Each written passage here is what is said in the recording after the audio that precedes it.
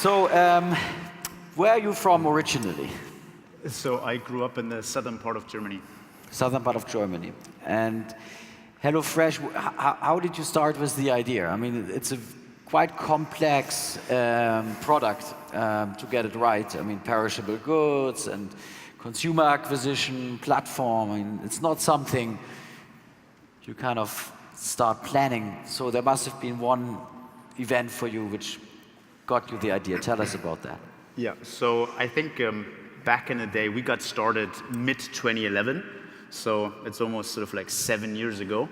And we really wanted to sort of like start our own company, and we want to do something that we're really passionate about.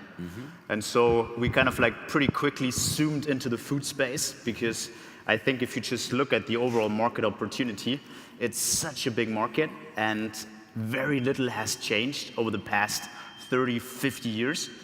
So in that sense, we just saw that this is sort of like right at the intersection what we're passionate about and where we see a great business opportunity. But do you like to cook, to eat? I do, yes, both of it. I've always been an avid chef myself. Has Harley invited you yet to a candlelight dinner in his place in New York? As a matter of fact, he has.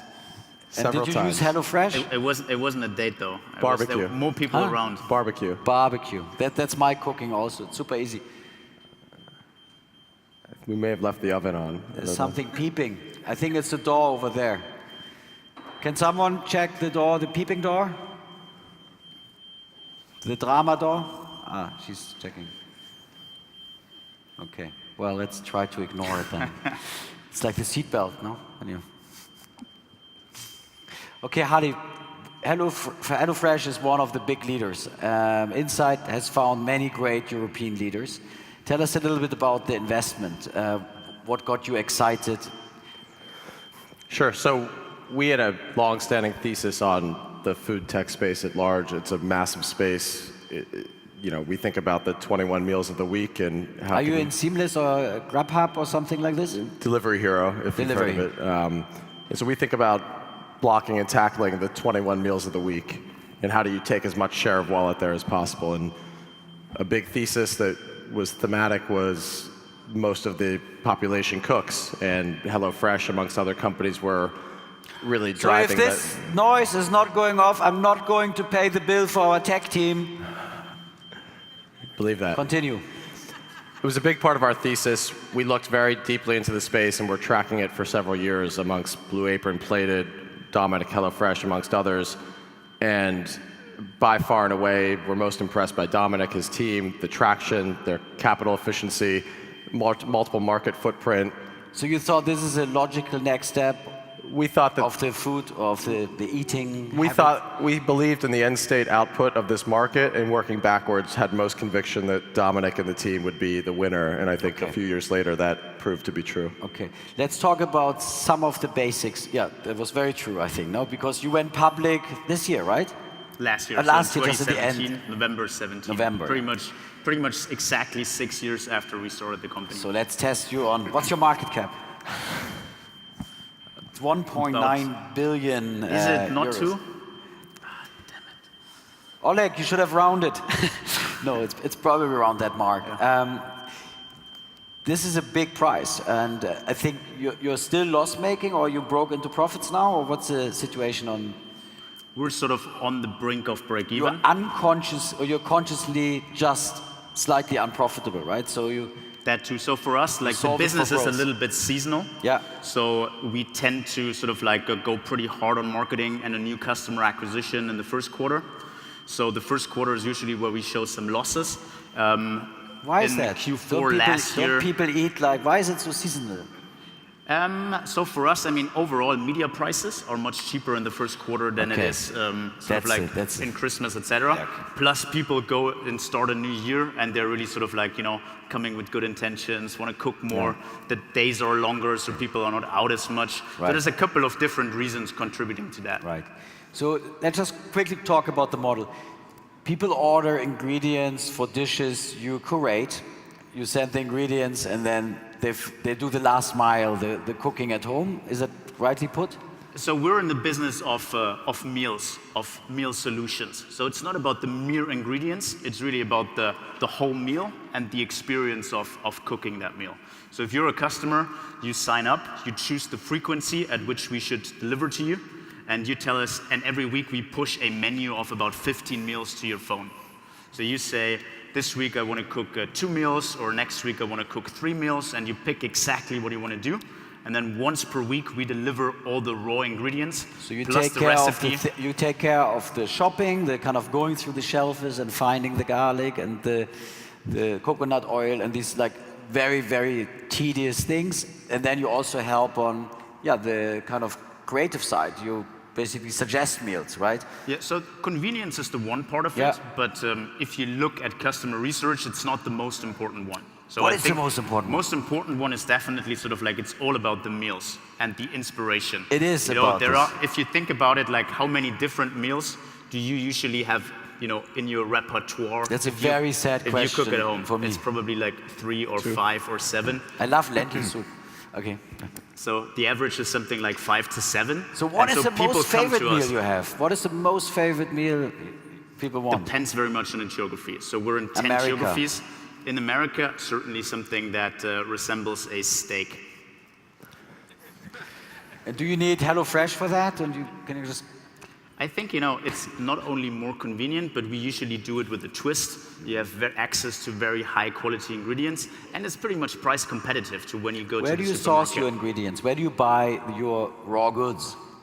So around the world, we've set up a supplier network, which is about, I think, 600, 700 suppliers.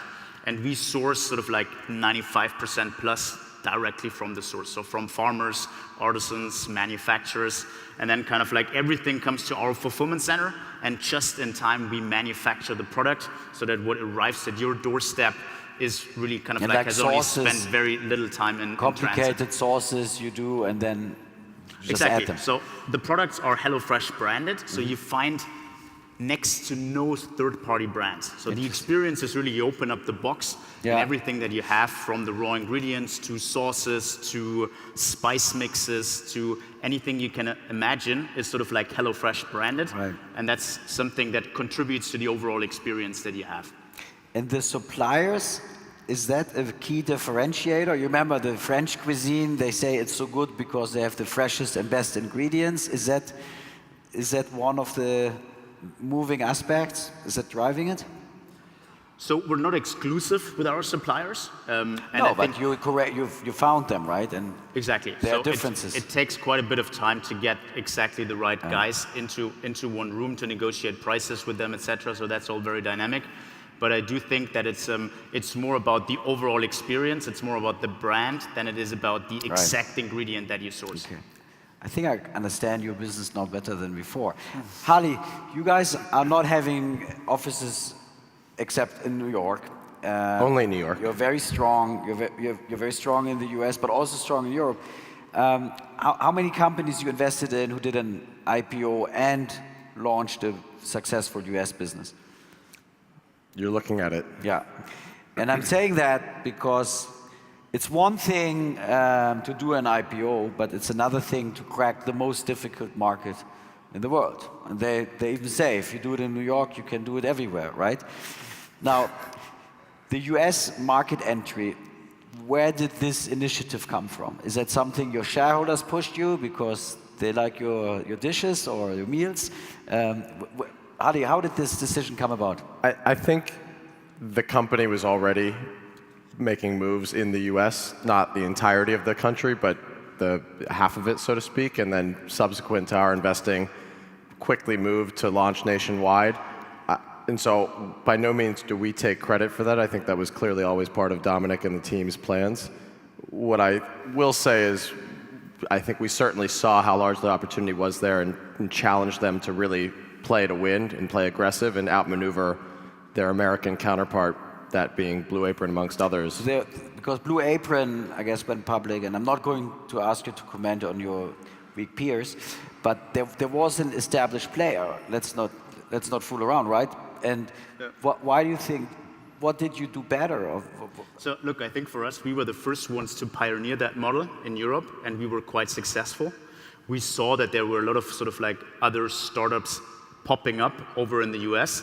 And the sort of question that we asked ourselves was really, is there any reason why we wouldn't be successful in the US? And we sort of like then in true HelloFresh fashion, sort of like sent over a couple of business development guys. We screened the market. We tried it out, sort of like very small scale, very Was Harley useful in this regionally research? limited. Back then he was an investor, so that was sort of like all pre-insight. Oh, wow. But we saw very good initial results. So you went early to the US. When did you go to the US? So sort of like we started thinking and tampering with it in 2013. So and 2 then the years guys after here, you launched? 2 years after we launched. That's super early. And that was really triggered by the fact that we saw, hey, this is sort of like our idea. This is sort of like our model. And there are others who kind of like try to do the same thing in the US. And that really sort of like was the driving factor behind us going there. I'll And give then you- once I'll give you a we quick were in the anecdote on US, that. I think then it was really all about, so hey, it works in the micro.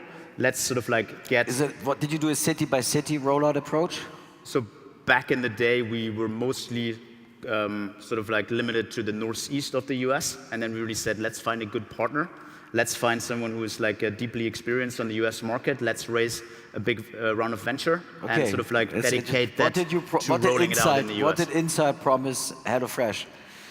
Whatever you promised, it worked. But I think to play to win and to keep supporting the company, to pursue that. And I'll give you a quick anecdote as to why I think HelloFresh won globally, but in the US.